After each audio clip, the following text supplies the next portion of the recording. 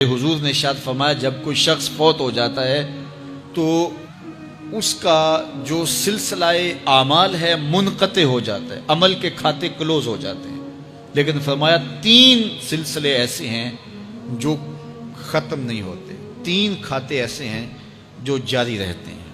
اللہ اکبر۔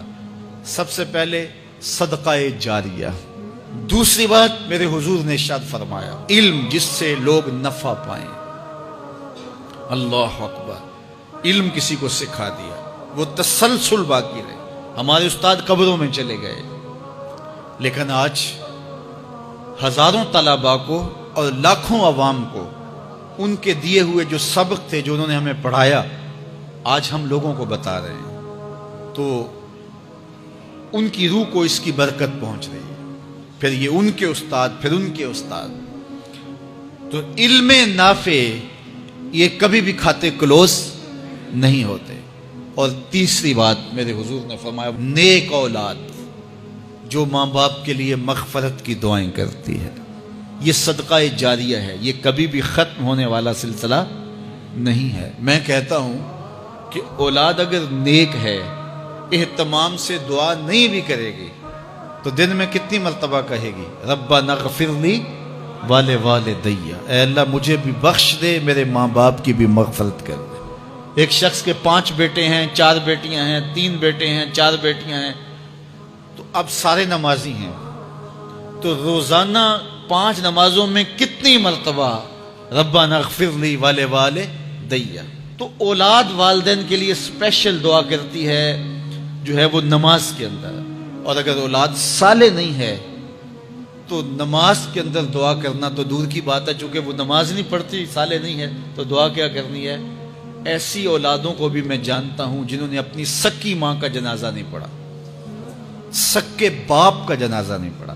ویسے ایک ایسے بد نصیب کو میں جانتا ہوں جس نے واقعتاً نہیں پڑھا، آیا ہی نہیں، قبرستان میں بھی نہیں آیا، لیکن بہت سارے ایسے لوگوں کو میں جانتا ہوں جو قبرستان میں آئے ہیں لیکن اپنے باپ کا، اپنی ماں کا جنازہ نہیں پڑھا، جنازگاہ میں کھڑے رہے، جنازہ نہیں پڑھا۔ آپ سوچتے ہوں گے کوئی ایسا بد نصیب بھی ہو سکتا ہے؟ میں کہتا ہوں ایسے بد نصیب لوگوں کو آپ بھی جانتے ہیں۔ یہ کون بد نصیب ہیں؟ جنہیں جنازہ آتا نہیں، ساری زندگی لوگوں کے جنازوں میں رسماً کھڑے ہو کے آ جاتے ہیں، جنازہ آتا ہو تو کچھ پڑھے، جاتے ہیں ہر جنازے میں ہیں لیکن نماز جنازہ ہی نہیں آتی، تو کھڑے ہو کے لوگوں کو دیکھ کر کے سلام پھیر دیا، لوگوں کو دیکھ کر کے ہاتھ چھوڑ دیے، اور جو ہے وہ جنازہ پڑھنے گئے تھے۔ اور جب اپنے ماں باپ فوت ہو جاتے ہیں تو کیا سارے کام چھوڑ کے جنازہ سیکھتے ہیں کہ ساری زندگی لوگوں سے فراڈ کیا، دھوکہ کیا، آج اپنی سکی ماں کو دھوکہ تو نہ دوں، آج اپنے سکے باپ سے تو فراڈ نہ کروں۔ ساری زندگی جو لوگوں سے فراڈ کرتا رہا، پھر ایک دن اپنی سکی ماں سے بھی فراڈ کیا، اپنے سکے باپ سے بھی فراڈ کیا۔ اور مجھے بتاؤ شخص سے بڑا کوئی بدبخت ہو سکتا ہے کہ جو اپنی سکی ماں سے فراڈ کرے اور وہ بھی مرنے کے بعد، سکے باپ سے فراڈ کرے، اس کی لاش پڑی ہوئی ہو اور وہ اس سے فراڈ اور دھوکہ کر رہا ہو؟ اگر اس کے اندر ضمیر ہو تو ڈوب کے مر جاتا کہ میں اپنی ماں سے فراڈ کر رہا ہوں اور اپنے باپ سے فراڈ کر رہا ہوں۔ تو یہ کتنی بڑی بد نصیبی ہے کسی اولاد کی اور کسی ماں باپ کی بھی کہ اس کی اولاد بھی اس کے لیے جنازہ پڑھنے کی صلاحیت نہیں رکھتی ہے۔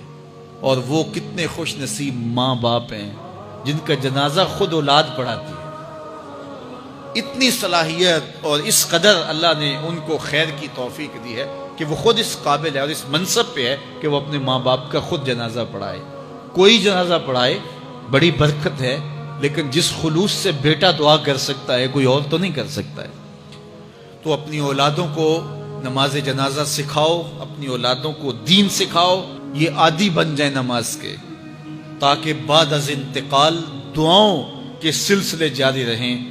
جو شخص روزانہ اپنے والدین کے لیے مغفرت کی دعا مانگے، والدین زندہ ہوں تب بھی، فوت ہو گئے ہوں تب بھی، علماء فرماتے ہیں ساری زندگی اس کے رزق میں بے برکتی نہیں آ سکتی۔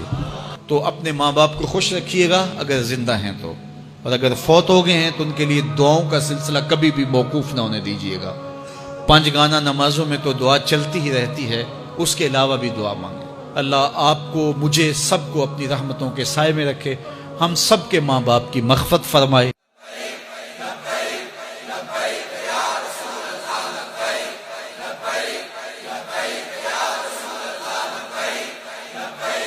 لبیک